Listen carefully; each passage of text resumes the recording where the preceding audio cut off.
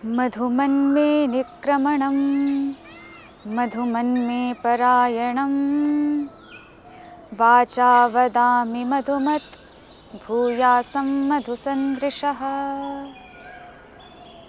नमस्कार, India TV पर आप सभी का स्वागत है। मैं साध्वी देवात्मजा, पतंजलि योगपीठ हरिद्वार से। आज हम बात करेंगे स्किन प्रॉब्लम्स के बारे में, किस प्रकार की स्किन डिजीज़ होती हैं, फेशियल वर्क के बारे में कि आप किस प्रकार के आसनों को करके अपने शरीर पर, अपने चेहरे पर कांति लेकर के आएँ, तेज लेकर के आएँ। तो सर्वप्रथम जानते हैं कि शरीर में और हमारे स्किन में प्रॉब्लम्स क्यों होती हैं। तो जैसा कि हमने पहले के सेशन में देखा हुआ है, वात पित्त कफ त्रिदोषों के बारे में थोड़ा जाना हुआ है। तो त्रिदोषों में पित्त जो है उसके कारण स्किन में प्रॉब्लम्स होना, यदि पित्त दोष प्रकोपित हो जाता है अर्थात पित्त बढ़ जाता है, शरीर में गर्मी ज़्यादा होती है, चाहे वो आपके खान पान की वजह से हो या अन्य किसी कारणों से हो, तब यह समस्या हमें देखी जाती है कि स्किन में अलग अलग प्रकार की दिक्कतें होना, खुजली होना, लाल चकत्ते पड़ जाना, सोराइसिस, इस प्रकार की प्रॉब्लम्स जो बड़ी हो जाती हैं आगे चल कर के, इस प्रकार की समस्याएं देखने को मिलती हैं। तो जानते हैं कि इस प्रकार की समस्याएं क्यों होती हैं। तो पहला कारण बताया पित्त की वजह से। पित्त यदि बढ़ जाता है शरीर में, पित्त प्रकोपित हो जाता है, तब यह समस्या होती है। इसके अलावा हाइजीन की कमी यदि हो, यदि आप गीले कपड़े पहन लें, पसीना ज़्यादा आए, यदि आप स्नान नहीं कर रहे हैं समय पर, सफाई नहीं रख रहे हैं, तो इस प्रकार की समस्याओं से भी स्किन में प्रॉब्लम्स आती है। सोराइसिस, फंगल इन्फेक्शन आदि हमें देखने को मिलते हैं। इन समस्याओं में हमारी चमड़ी मोटी हो जाती है, उसमें दरार आ जाती है, खून निकलता है, खुजली होती है, उसमें कीड़े भी पड़ सकते हैं। इस प्रकार की बहुत बड़ी समस्याएं होती हैं। तो इन समस्याओं से पार जाने के लिए हम कुछ योगाभ्यास, कुछ दैनिक जीवन की पद्धतियाँ, कुछ आसन प्राणायाम व कुछ औषधियों को देखेंगे, जिससे आप अपनी स्किन की, अपनी त्वचा की समस्याओं को दूर कर सकें। तो सर्वप्रथम हम प्राणायामों पर ध्यान देंगे। कुछ हम प्राणायामों का अभ्यास करेंगे, जिससे आप अपनी त्वचा की समस्याओं को, अपने शरीर में हो रही गर्मी को, आपके शरीर में बढ़ रहे पित्त को आप दूर कर सकें। तो सर्वप्रथम प्राणायामों में हम देखते हैं कपालभाति प्राणायाम। जैसे कि शब्द से ही स्पष्ट है, जो आपके चेहरे पर, आपके शरीर पर ग्लो लेकर के आए, कांति लेकर के आए, वह कपालभाति प्राणायाम है। तो आइए कपालभाति प्राणायाम का प्रथम चरण करते हैं हम। दोनों हाथों को वरुण मुद्रा में रखें। वरुण मुद्रा अपनी अंतिम सबसे छोटी कनिष्ठा उंगली को अंगूठे के प्रारंभिक भाग से लगाएं, शेष 3 अंगुलियां सीधी रखें। इस प्रकार दोनों हाथों से वरुण मुद्रा बनाएं व दोनों आंखों को बंद करते हुए कपालभाति प्राणायाम करें, जिसमें कि आपको बहुत ही फोर्स से अपने पेट को अंदर करना होता है व श्वास को बाहर छोड़ना होता है।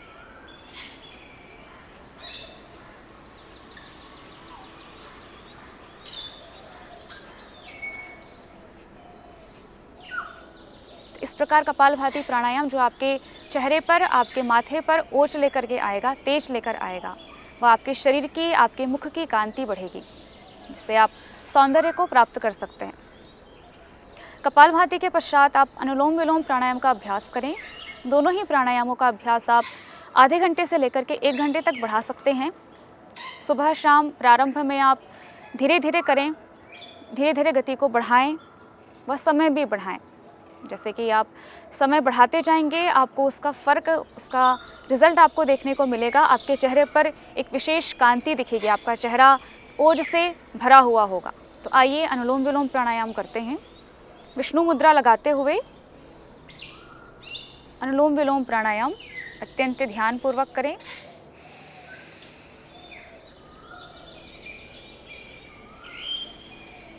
प्राणायाम करते हुए मन में ऐसे विचार करें कि इस प्राणायाम से मुझे यह लाभ मिलने वाला है। जिस भी बीमारी को आप सोच करके, जिस भी समस्या को ध्यान में रख करके आप प्राणायाम करते हैं, तो आपका मस्तिष्क उस प्रकार की समस्याओं से दूर जाने का प्रयास करता है और आपकी पूरे सेल्स उसी चिंतन में लग जाते हैं व आपकी समस्या धीरे धीरे दूर होना शुरू हो जाती है। इसलिए मेंटलिटी का बहुत असर पड़ता है। तो जब भी आप प्राणायाम करें, जब भी आसन करें, किसी प्रकार की कोई भी क्रिया करें, तो मन में यह भाव लेकर के आए कि इस क्रिया को करने से मेरे रोग दूर होंगे, इस क्रिया को करने से मेरी इच्छा जो है, मैं जिस पर्पस से यह कार्य कर रही हूँ, वो पूरा होगा। तो इस प्रकार कुछ देर अनुलोम विलोम प्राणायाम का अभ्यास करें।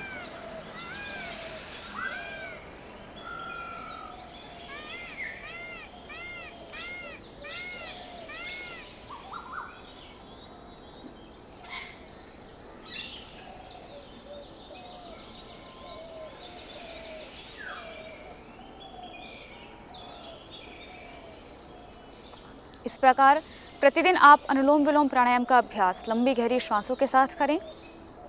इसके पश्चात बाह्य प्राणायाम का अभ्यास करेंगे। बाह्य प्राणायाम में हमें त्रिबंध लगाने होते हैं, अर्थात आप गले को संकुचित करके जालंधर बंध लगाते हैं, गले को टाइट करते हैं। ऐसे ही श्वास पूरी बाहर छोड़ करके पेट को अंदर करके, जितना अंदर आप कर सकते हैं अधिकाधिक एक्सट्रीम लेवल तक जा कर के, यह उड्डयन बंध कहलाता है। वह मूल बंध आप अपने एनस पार्ट को व यूरिनरी ब्लैडर को आप कॉन्ट्रैक्ट करते हैं, संकुचित करते हैं, तब यह मूल बंध कहलाता है। तो इस प्राणायाम को करने से आपका ब्रह्मचर्य तीव्र होता है, ब्रह्मचर्य बढ़ता है, जिससे आपके माथे पर, आपके मुख पर कांति आती है, ओज आता है। तो आइए बाह्य प्राणायाम का अभ्यास करते हैं। प्रारंभ में पूरी श्वास अंदर भरें, श्वास बाहर छोड़ें, पेट को अंदर करें। सर्वप्रथम उड्डयन बंध लगाएं, फिर मूल बंध लगाएं, अंत में जालंधर बंध लगाएं। तो करेंगे अभ्यास।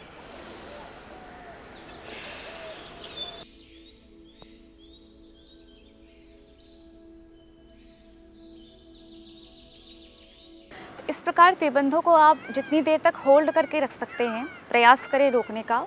10 सेकेंड, 20 सेकेंड बढ़ा करके आप इसे 1 मिनट तक भी कर सकते हैं, पर प्रारंभ में ज़बरदस्ती रोकने का प्रयास ना करें, अन्यथा समस्या हो सकती है। और आप इस प्राणायाम की आवृत्ति 1, 2, 5 से लेकर के 11 और 21 बार तक कर सकते हैं मैक्सिमम। आइए बाह्य प्राणायाम के पश्चात जानते हैं भ्रामरी प्राणायाम, भ्रामरी व उद्गीत प्राणायाम। तो भ्रामरी प्राणायाम करने की 3 प्रकार की या 3 से अधिक विधियां भी जानी गई हैं, जिसमें कि हम सामान्य रूप से पहली अंगुली माथे पर रखते हैं, बाकी अंगुलियां आँखों पर, वह दोनों कान अंगूठे से बंद करते हुए हम मुख बंद करके ओंकार का नाद भ्रमर की तरह गुंजन करते हैं। यह तो एक प्रकार की विधि हुई। इसके अलावा आप षण्मुखी मुद्रा लगाते हुए भी भ्रामरी का अभ्यास कर सकते हैं। तो षण्मुखी मुद्रा हेतु सर्वप्रथम अपनी पहली अंगुली माथे पर रखें, द्वितीय अंगुली को अपनी आँख पर रखें। ध्यान दें कि आँख पर आपको दबाना नहीं है, प्रेशर नहीं देना है। तीसरी अंगुली को अपने नासिका के छिद्र के नीचे रखें व चौथी उंगली अपने होठों के नीचे रखें किनारे पर। वह धीरे से अपने कानों को अंगूठे से बंद करें, मुख बंद करते हुए इस प्रकार आप ओंकार का नाद करें।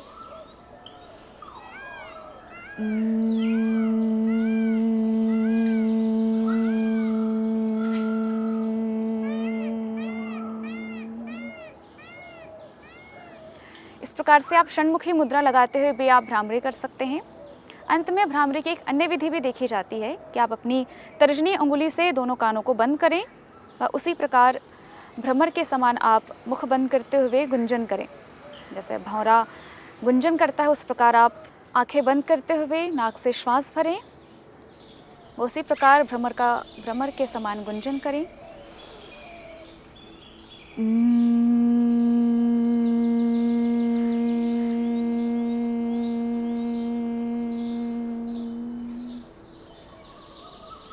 प्रकार से भ्रामरी प्राणायाम के पश्चात उद्गीत प्राणायाम का भी अभ्यास करें। यह आपके मन की एकाग्रता को बढ़ाएगा, आपके मन को शांत करेगा व आपके मुख पर कांति लेकर के आएगा, आपके चेहरे का ग्लो बढ़ाएगा। तो आइए उद्गीत प्राणायाम करते हैं। पूरी श्वास अंदर भरें व मुख से ओंकार का उच्चारण करें।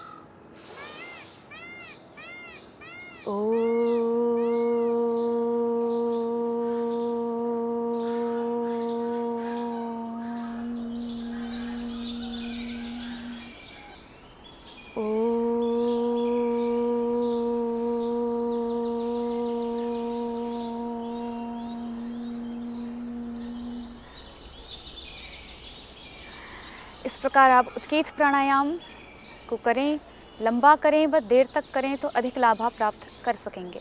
इस प्रकार प्राणायाम का क्रम हमने देखा। प्राणायाम के पश्चात आइए जानते हैं किस प्रकार के योगाभ्यासों के द्वारा आप अपने चेहरे पर, अपने शरीर पर कांति लेकर के आ सकते हैं, तेज लेकर के आ सकते हैं, ओजस्विता लेकर के आ सकते हैं, ग्लो लेकर के आएँ। तो आइए सर्वप्रथम, जिसे आसनों का राजा कहा जाता है, शीर्षासन कहा जाता है, जो कि प्रत्येक मस्तिष्क से संबंधित रोगों के लिए, बालों से संबंधित रोगों के लिए व आप अपने स्किन के ग्लो के लिए शीर्षासन का अभ्यास कर सकते हैं। इनमें यह अत्यंत लाभकारी आसन है। तो आइए शीर्षासन के लिए सर्वप्रथम दंडासन में बैठें। दंडासन में बैठने के पश्चात वज्रासन में आएं।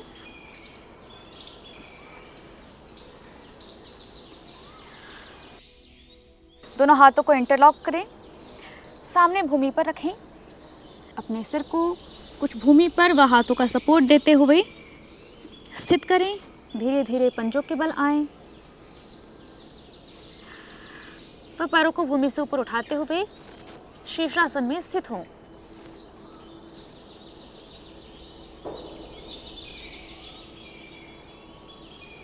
श्वसन को सामान्य चलने दें।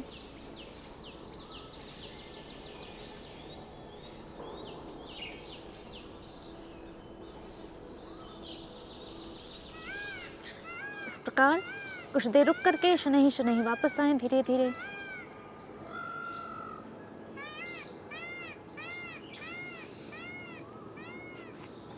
शीर्षासन के पश्चात शशकासन में थोड़ा रिलैक्स करें।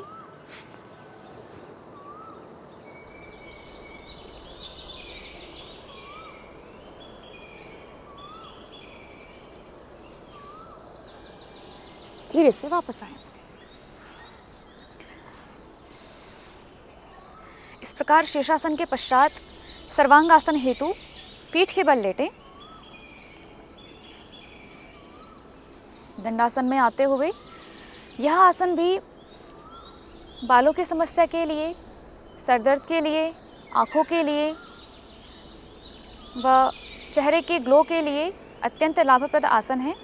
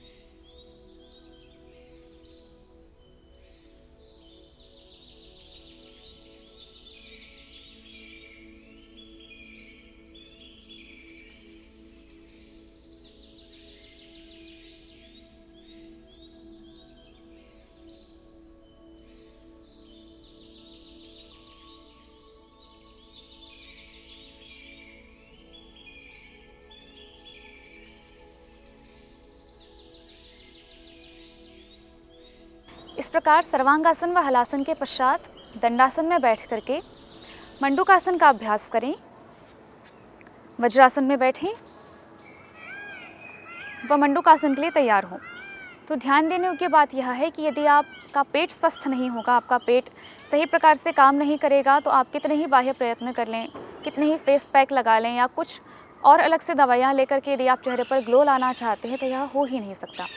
अतः पहले अपने पाचन तंत्र को स्वस्थ करें, क्योंकि यदि आपका पेट सही अच्छे से काम नहीं कर रहा है तो आपका खाना नहीं पचेगा, जिससे आपका खून भी शुद्ध नहीं होगा और खून की शुद्ध ना होने की वजह से हमें इस प्रकार की समस्याएं, स्किन की प्रॉब्लम्स हमें देखने को मिलती हैं और चेहरे पर पिंपल्स आदि ज़्यादा होते हैं, कील मुहासे अधिक देखने को मिलते हैं। जब हमारा पाचन तंत्र स्वस्थ नहीं होता वह हमारे खून की शुद्धता हमें दिखाई नहीं देती। तो आइए पाचन तंत्र के स्वास्थ्य हेतु मंडूकासन का अभ्यास करते हैं। सर्वप्रथम मुट्ठियाँ बनाएं, पहले उंगलियां फोल्ड करें, फिर धीरे से अंगूठे फोल्ड करें। नाभि के दोनों ओर अपनी मुट्ठियों को लगाएं, श्वास पूरी बाहर छोड़ें, पेट को अंदर करें व धीरे धीरे सामने झुकें।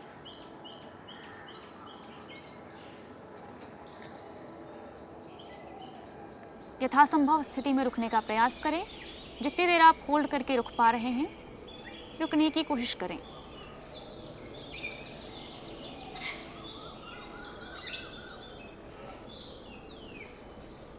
धीरे से वापस आएं। आसन को करते समय यह ध्यान रखें कि आसन आप देर तक करें, क्योंकि यदि आप देर तक रुकते हैं आसन में तब उसका लाभ मिलना शुरू होता है। यदि आप जाकर के कुछ सेकंड में ही वापस आ रहे हैं तो वह आसन अपना कार्य करना शुरू ही कर रहा हो तो उतने में आप वापस आ चुके हैं, तो आसन का लाभ कैसे मिलेगा आपको। तो इस प्रकार आप मैक्सिमम 5 मिनट तक कर सकते हैं। तो आइए मंडूकासन का द्वितीय अभ्यास करते हैं। मंडूकासन के द्वितीय अभ्यास में आप अपनी नाभि के ऊपर बाईं हथेली रखें, उसके ऊपर दाईं हथेली रखें, श्वास पूरी अंदर भरें, बस श्वास बाहर छोड़ें, पेट को अंदर करें, बस सामने झुकें।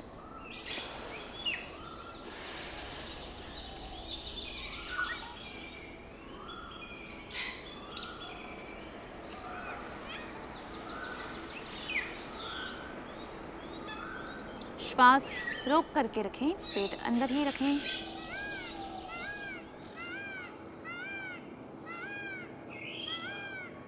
धीरे से श्वास भरते हुए वापस आएं।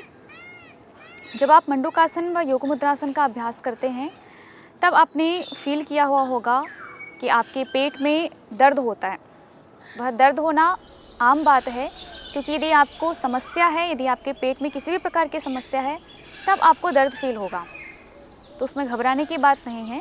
वह दर्द हो रहा है, इसका मतलब मंडूकासन आप अच्छे से कर रहे हैं और मंडूकासन अपना कार्य करना शुरू कर रहा है, तो पेट दर्द होते हुए भी इस स्थिति में रुके रहें। तो आइए मंडूकासन के पश्चात योग मुद्रासन का अभ्यास करेंगे। इसके लिए पुनः दंडासन में बैठें, तत्पश्चात पद्मासन लगाएं, अपने दाएं पैर को मोड़ें, पश्चात बाएं पैर को मोड़ें। यह ध्यान रखें दोनों पैरों के दोनों घुटने भूमि से लगे हुए हों। तत्पश्चात अपने नाभि पर बाईं हथेली रखें, उसके ऊपर दाईं हथेली। पुनः श्वास पूरी अंदर भरते हुए श्वास बाहर छोड़ें, सामने झुकते हुए चिन को भूमि से लगाएं।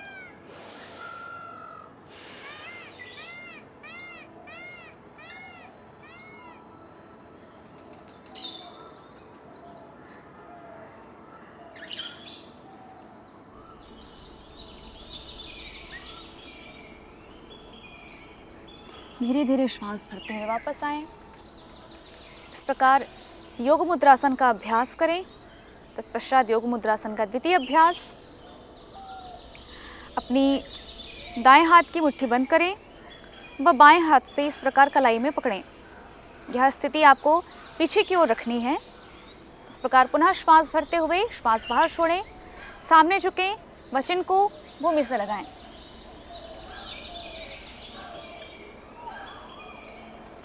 श्वसन सामान्य रहने दें।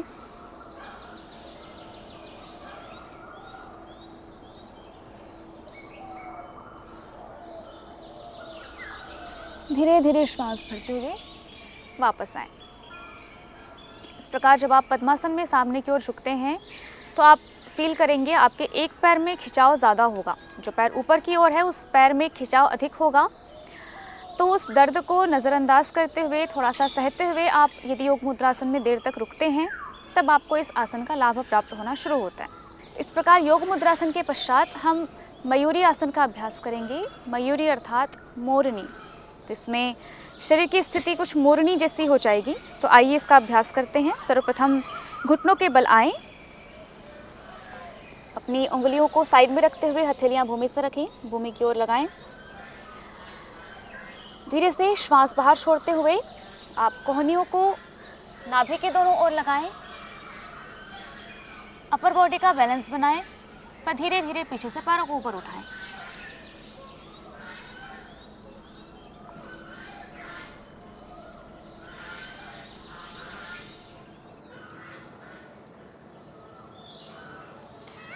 इस प्रकार थोड़ी देर योग मुद्रासन का अभ्यास, जो कि आपके चेहरे पर थोड़ा स्ट्रेस लाएगा व आपके चेहरे के ग्लो को बढ़ाएगा।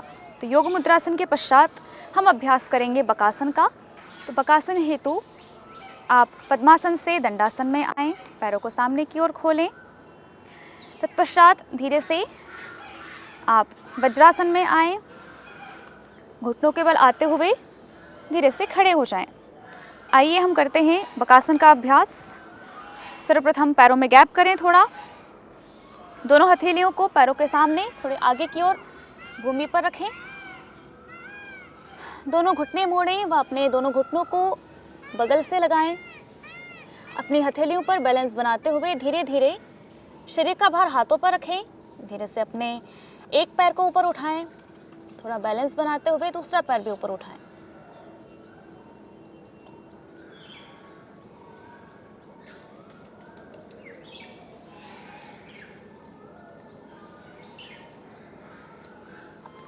इस प्रकार थोड़ी देर रुकते हुए आप बकासन का अभ्यास कर सकते हैं। तो बकासन के पश्चात हम वृश्चिकासन का अभ्यास करेंगे। वृश्चिक का अर्थ होता है बिच्छू। आपने देखा होगा बिच्छू के दोनों हाथ नीचे ज़मीन पर होते हैं और पीछे पूंछ ऊपर उठी हुई होती है। तो उसी प्रकार शरीर की स्थिति जिसमें आप पैरों को पीछे से उठा करके सिर के ऊपर लाते हैं, तब यह वृश्चिकासन की स्थिति होती है, जिसमें कि आपके चेहरे पर स्ट्रेस आता है, आपका ब्लड सर्कुलेशन उधर की ओर होता है, जिससे आपके चेहरे पर ग्लो आएगा।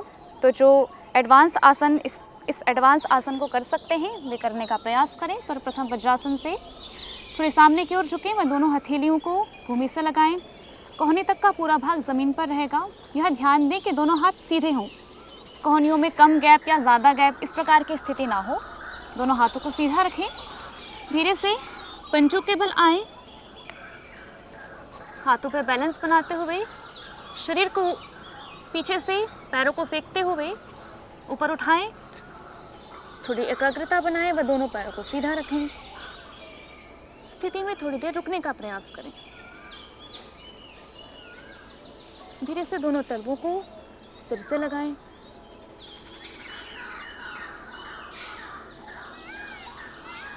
इस प्रकार थोड़ी देर रुकने के पश्चात वापस आएं। इस प्रकार से जो भी आप बैक बेंडिंग के आसन करें, उसके बाद प्रत्येक बैक बेंडिंग के बाद आप उसका काउंटर पोज करें। रिलैक्स करने के लिए शशकासन में आएं।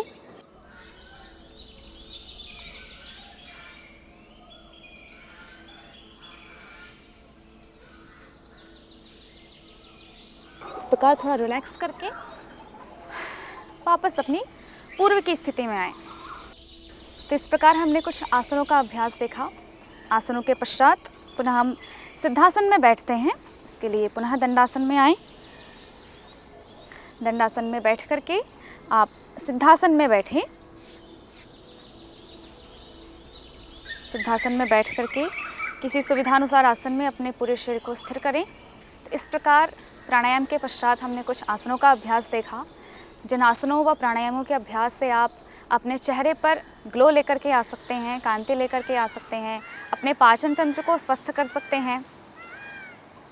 पाचन तंत्र के स्वास्थ्य के साथ साथ आप अपने मस्तिष्क की मेधा को भी बढ़ा सकते हैं। आप अपने बालों का झड़ना भी रोक सकते हैं। शीर्षासन, सर्वांगासन व हलासन आदि के अभ्यासों से आपके केश भी बहुत ही भली प्रकार से स्वस्थ रहेंगे। आइए आसन व प्राणायाम के पश्चात कुछ घरेलू उपायों को जानते हैं, जिनसे आप अपने फेशियल ग्लो को बढ़ा सकते हैं, जिसमें आप बहुत ही सामान्य व बहुत ही आसानी से आप इन सब चीज़ों को प्राप्त कर सकते हैं। तो सर्वप्रथम मैं आपको सजेस्ट करना चाहूँगी हनी, जो कि शहद जिसे कहा जाता है हिंदी में। यह शहद आपके चेहरे के ग्लो को बढ़ाने के लिए बहुत ही अच्छा है। तो रात में सोने से पहले आप अपने चेहरे को भली प्रकार से धोएं सामान्य पानी से। तो प्रयास करें कभी भी गर्म पानी से आप चेहरे को ना धुलें, हमेशा ठंडे पानी का यूज़ करें। ठंडे पानी से चेहरा धुल करके आप चेहरे को भली प्रकार पोंछें व पूरे चेहरे पर हनी लगाएं, बिना कुछ दूसरी चीज़ मिलाए। प्राकृतिक शुद्ध शहद का लेप करें चेहरे पर व कम से कम 15 से 20 मिनट रुक करके उस हनी को धो लें। सुबह उठ करके आप ठंडे पानी से चेहरे को धोएं। उसमें यह ध्यान रखें फेस वॉश का यूज़ ना करें आप, और उसी पानी से जो आपके चेहरे पर लगा हुआ है बिना पोछे उसी पानी से चेहरे की मसाज करें, और तब तक मसाज करें जब तक वह पानी सूख नहीं जाता है। इस प्रकार आप देखेंगे कि आपके चेहरे का ग्लो धीरे धीरे बढ़ता जाएगा। ऑयली स्किन वाले ध्यान दें, आप अपने चेहरे पर ऑयल को हटाने के लिए घृतकुमारी अर्थात जिसे एलोवेरा कहते हैं उसका प्रयोग कर सकते हैं। एलोवेरा के प्रयोग में आपको यह ध्यान देना है कि जब आप एलोवेरा की पत्ती तोड़ते हैं तो तोड़ करके आपको डायरेक्ट नहीं लगाना है। उसे आप कम से कम 3-4 घंटे उसे खड़ा रख करके जहाँ से आपने काटा हुआ है वो स्थान नीचे की ओर हो, ताकि उसका पीलापन बाहर निकल जाए। जब उसका पीलापन पूरा बाहर निकल चुका होगा तब आप उस घृतकुमारी का, एलोवेरा का मुख पर लेप का प्रयोग कर सकते हैं। इस प्रकार ऑयली स्किन वाले एलोवेरा का यूज़ करें। साथ में जो ड्राई स्किन वाले हैं, जिनकी स्किन ड्राई रहती है, जिनमें वात की अधिक प्रधानता है, वात अधिक है, वे गुलाब जल का स्प्रे करें। मॉइस्चराइज़र लगाएं, इससे आपकी स्किन थोड़ी सॉफ्ट होगी। व आसन व प्राणायाम आदि के अभ्यास से, हनी आदि के यूज़ से, शहद के प्रयोग से आपके चेहरे का ग्लो धीरे धीरे बढ़ता जाएगा। इस प्रकार योग प्राणायाम के अभ्यास व कुछ औषधियों के अलावा आप अपने चेहरे पर घी का भी प्रयोग कर सकते हैं। चेहरे पर रात में सोने से पहले घी लगाएं, वह भी आपके चेहरे के ग्लो को बढ़ाएगा। और अपनी प्रतिदिन की दिनचर्या में इस प्रकार के योगाभ्यासों को ऐड करें, इस प्रकार के योगाभ्यासों को जोड़ें जो फास्ट हों, आपके ब्लड सर्कुलेशन को फास्ट करें व पसीना लेकर के आएँ। जैसे रनिंग करना, कंटिन्यू आप 10 मिनट तक समान गति में बिना रुके यदि सूर्य नमस्कार करते हैं तो वह भी पसीना लेकर के आता है। इसके अलावा आप पारंपरिक दंड बैठकों का भी अभ्यास कर सकते हैं। दंड बैठक के अभ्यास से आपके शरीर में पसीना आएगा, जिससे आपकी बॉडी डिटॉक्स होगी व आपके पूरे शरीर का ग्लो बढ़ेगा, चेहरे का भी ग्लो अधिकता से बढ़ेगा। तो इसमें ध्यान देना है आपको कि जब शरीर में पसीना आता है, चेहरे पर पसीना आता है, तो आप उसी पसीने से थोड़ी मसाज करें, मालिश करें, तो वह अधिक लाभप्रद होता है। इसके अलावा आप प्रतिदिन सुबह खाली पेट योगाभ्यास के पश्चात 3 से 5 नीम की पत्तियां खाएं। वह आपके रक्त को शुद्ध करेगा, वह आपके शरीर की कांति को बढ़ाएगा। साथ ही आप त्रिफला चूर्ण का सेवन करें, त्रिफला का पानी पी सकते हैं। हरड़, बहड़ा व आंवला, इन 3 फलों के योग से चूर्ण बनता है, आप इसका सेवन करें। त्रिफला घृत होता है, इसका सेवन कर सकते हैं आप, जो आपके आँखों के लिए भी अच्छा होगा, वह आपकी त्वचा को भी स्वस्थ बनाएगा। इस प्रकार आप प्रतिदिन योगाभ्यास के अंत में ताली बजाएं कंटिन्यू। इसमें भी आपको ध्यान देना है, उंगलियां खुली हुई हों और हर बार प्रॉपर अच्छे से आप पूरे ज़ोर के साथ ताली बजाएं। इससे आपके हाथ के सारे पॉइंट्स प्रेस होंगे व आप प्राकृतिक रूप से स्वस्थ होंगे। आपके चेहरे पर प्राकृतिक ग्लो आएगा, नेचुरल ग्लो आएगा। तो आइए कुछ देर ताली बजाते हैं। पूरे ध्यान से श्वासों के साथ ज़ोर ज़ोर से ताली बजाएं। इस प्रकार से आप कुछ देर तक स्पीड बढ़ाते हुए जल्दी जल्दी भी बजा सकते हैं। इस प्रकार आप प्रतिदिन ताली बजा करके भी आप अपने पूरे शरीर को स्वस्थ कर सकते हैं। तो इस प्रकार हमने जाना कि किस प्रकार से योगाभ्यास के द्वारा, प्राणायाम के द्वारा, कुछ घरेलू औषधियों के द्वारा, घरेलू उपायों के द्वारा, एक्यूप्रेशर के द्वारा आप किस प्रकार से अपने चेहरे पर, अपने शरीर पर आभा लेकर के आ सकते हैं, ग्लो लेकर के आ सकते हैं। इस प्रकार के नए नए विषयों को जानने के लिए जुड़े रहें इंडिया टीवी के साथ। तब तक के लिए दें हमें आज्ञा। धन्यवाद।